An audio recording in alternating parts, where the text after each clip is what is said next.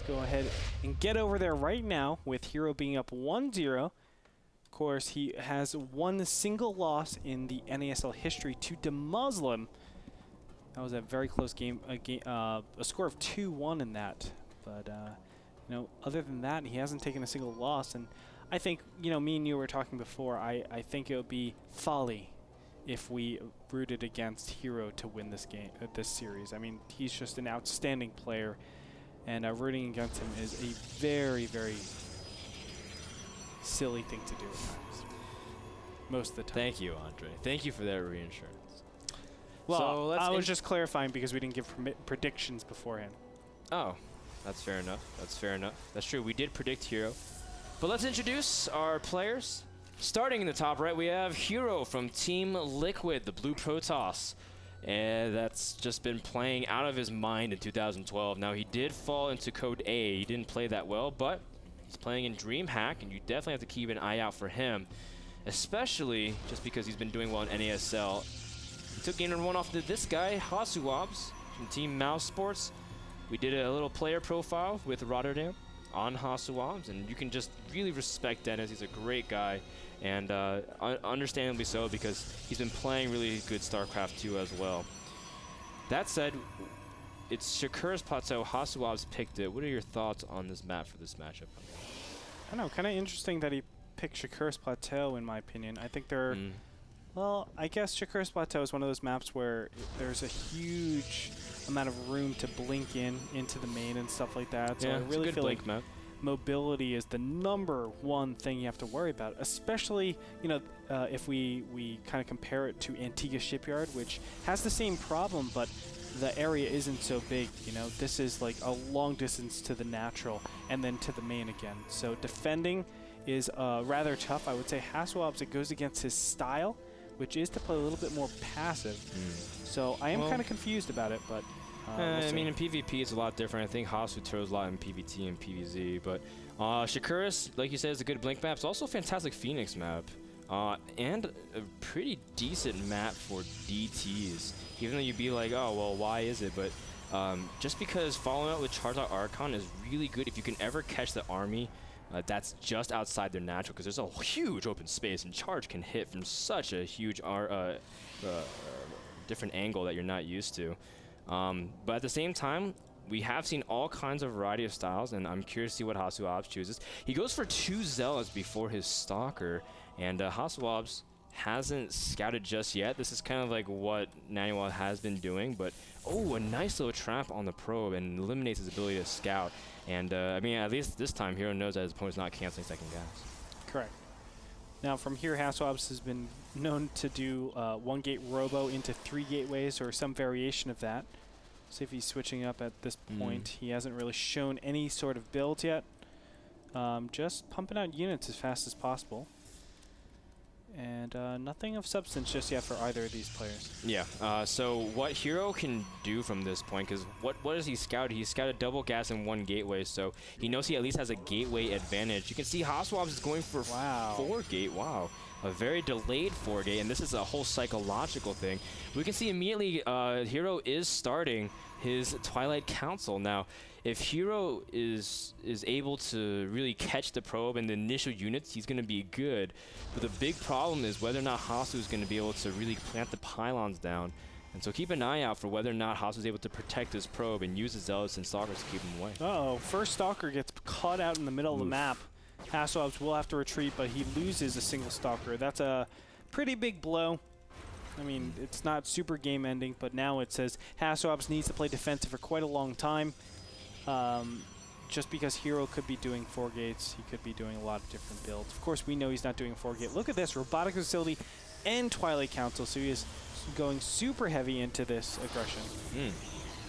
Yeah, so Hasuobs is instead going to go for Blink. Yeah, with that tech build, which I like a lot more. And yeah, it made very little sense if Hasu went for a delayed 4-gate.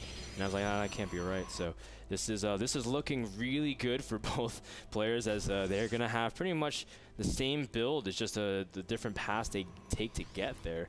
Although that 1 Stalker catch early on for HerO was very good, and he's able to retain his Stalkers, which we've been talking about. Very important. And I guess Hasuobs just feels very confident right now. I mean, he's he had to know it was going to be Blinkstalker against Blinkstalker. That's like the #1 build that you see on a map like Shakura's Plateau. And he's just choosing to just play this very defensive from here on out. Now, he's probably going to be thinking to take his expansion first. I don't even know if that's possible. Let me look real quick. 3 gateways coming up, or 1 gateway coming up for HerO to a total of 3 gateways, which enables him to do a lot of pressure, but the big thing is he has the positional advantage. He doesn't have the Observer just yet, but I don't know. Well, everything feels really weird right now. HerO saw the Twilight Council, but didn't see the Robo, so he's going to have to keep his Observer back at home at least, just in case. Now, oh, actually, HerO doesn't even have an Observer yet. In fact, HerO just finished Blink, but so did Hasu, and they both blink at the same time. HerO could have lost a lot there, but he's immediately making an Immortal just to be safe. And so at this point, we see HerO is just backing off and really trying to zone, but he wants to wait for this Immortal out because he sees a lot of Stalkers, and he saw Hasu blink as well, so he knows exactly what he's trying to do with his Observer, just get that good position to blink. But what's interesting is that because Hasu has some of his supply in stock in Zealots, those units kind of become a liability because you have to anchor yourself based off where they're positioned, and you don't have necessarily the strong mobility rather than if you had those 2 Zealots as stalkers. So Hasu will be playing more of like a, protect the Zealots and use the Zealots as like the anchor point, but HerO can kind of dance around and uses Immortal as his anchor point. Sure. It's not too many Zealots. The main thing I would say is the Immortal is just so powerful when you're defending, and that gives him the agency to actually go and take his Nexus. He could have done a lot of other things, but it's really empowered HerO in my opinion. Now, of course, it's going to be canceled, but now he knows his opponent has gone this build. It's a very specific build, and HerO can just get the right composition, which is, of course, Robotics Facility Tech, getting those Immortals up. Yeah, if you can get 3 Immortals, it almost one-shots a Stalker collectively, and you can really punish someone trying to attack up a ramp just because they'll almost instantly get sniped out just like that, in fact. So you see HerO has a pretty good Stalker count. Ooh, trying to see if he can blink and rearrange. Trying to bait a Force Field out. See if he can waste a Sentry Energy. Does not want it to use Guardian Shield because that does make a pretty big difference. And look at this. Hasuobs trying to do a little pressure over here on the left-hand side of HerO's base. But somehow HerO has hacks, man. He is finding this out so easily. But he gives up his ramp. And Hasuobs now blinks up forward. He's going to try to see if he can target the Robotics Facility before the 3rd Immortal is done. That's a very big play, but HerO might be able to force field a couple of units in. Does manage to catch a Zealot. And you can see immediately HerO does actually blink some of the Stalkers out of his base as well. He has a couple Stalkers in the middle of the map, which he can set up for pretty sick flanks, or at least in terms of picking off any kind of follow-up probes for the pylon. I think regardless, though, he can force Hasu to summon some units back at home, but Hasu's already got everything back. Yeah, things are looking really good for Hasuobs actually with this position. I mean, at all times he can easily just force field off this ramp, and the Immortals are stuck. So it's an uncomfortable position. Now these 3 Stalkers somehow are able to do damage. He had 3 Stalkers and a Zealot back past them. Yeah, it's very nice. It's really crazy that he was able to do this, but still the Stalker should go down, as you can see.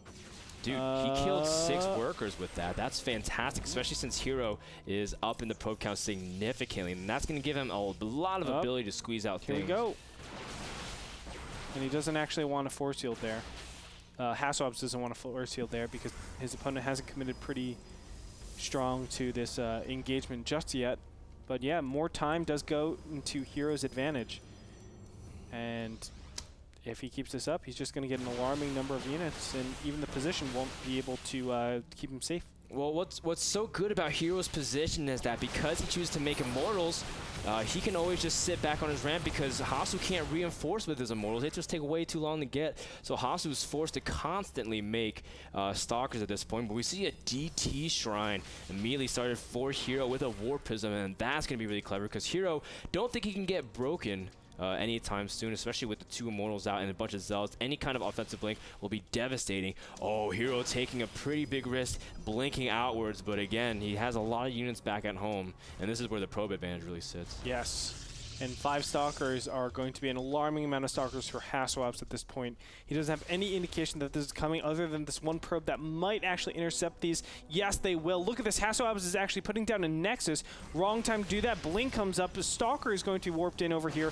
That's going to be taken out very easily. He doesn't have enough units to actually, or even enough warp-ins to defend against this efficiently. This is going to be so difficult. Hasuobs is so far behind. Very nice. Targeting down a couple of the probes that were in the gas. The guys are trying to see if he can be really efficient. And the big thing is that Hasuobs, it just weakens his ability to push up the ramp. Another smart thing from HerO, because now you got the War Prism, a good micro trick here from Hasuobs to really mess up the AI of the Stalkers. But HerO is pretty good at microing as well. He's got his War Prism in position. The Dark Shrine is done. And the Observe from Hasuobs is at his opponent's base, and these Dark Templars are about to come in, and that means Hasu has no economy left as soon as these Dark Templars are done. We're probably going to see GG coming out from Hasuobs anytime now, as the Dark Templars are just doing immeasurable damage. Well, Hasuobs has to go now. He can't really do anything, so he's gonna have to force his way up there. It does poke up the ramp very slightly, but with this, I mean, Hasuobs has to do something because he's got nothing back at home. He is going to get an Observer, but regardless, if he tries to just play straight up from this point, he's going to lose way too much. Yep. I mean, it's a very easy game for HerO at this point. He's played this beautifully. Undermining the containment, really punishing his opponent for trying to take such a huge position. Obviously, this is a great position, but it comes at its own risks. Obviously, you have to cover this area. Along with that, you have to cover the sides, everything like that. Nice force fields. Oh, he does trap one of the Immortals. And HerO does have 4 Immortals, though, enough to really punish the Stalkers. As you can see, Hasuobs does not want to engage. He didn't even take out the Immortal because he knows just how much damage he was done. And also, the big thing is that Hasu, if he stays there too long, he might lose his Observer, which makes him extremely vulnerable to Dark Templar. You can see him trying to remove himself from that position. In fact, Hasuobs did lose the Observer. Yeah, Great snipe from HerO. HerO made sure to target that down, and it obviously empowers the Dark Templars. Look at this. Probe is actually dropped all the way over in the top middle position. He's going to start up a Nexus over there, most likely. HerO. Yeah, he's got Colossus on the, he's got Colossus on the way. Dude, this guy is so good, man. He's doing fantastic, and he's mining out on his main base, but it's perfectly fine. Hasuobs still has a lot of resources, but that's because his economy is in shambles, and he knows at this point that HerO's at a very good tech advantage as well. He's got his Dark Templar Shrine. He also has his Robotics Bay out, and as soon as those Colossi just rack up and count, there's nothing Hasuobs really can do. All right, Hasuobs does take out the Warp Prism. That'll help a little bit, but not that much. And there's the big blink on top. He can't approach that at all, man. He needs like an Observer to start blinking up into the top, maybe kill a couple of buildings. That would probably be the best way to actually go about this, but even that is such a difficult feat. I mean, you're against an army composition that is just outclassing you. Yeah, Hasuobs is he doesn't quit though. He doesn't quit very early. No, in fact, he just gets mad. He stays. No, that's just you, man. Andre, you're so angry all the time when you ladder. Like, oh. Yeah. And like when you're streaming, and so it's so funny too. When you're streaming, you're so calm, and then it's like, oh, and it's like, oh, I can't believe I lost to this guy. Actually, everyone in our office gets so mad. Well, it just means a lot of passion is going into it. A lot of passion. You can't be good at this game and expect not to get mad, because that means that's true. Ben, I was riding with Ben today, and it's like, oh, nothing makes me more mad than losing at StarCraft. I'm like, really, nothing. There's a lot of problems in the world, Ben, but nothing makes you more mad. There's a lot of injustice with, like, all these things happening overseas, and nothing makes you more mad than StarCraft. Ben's like, no.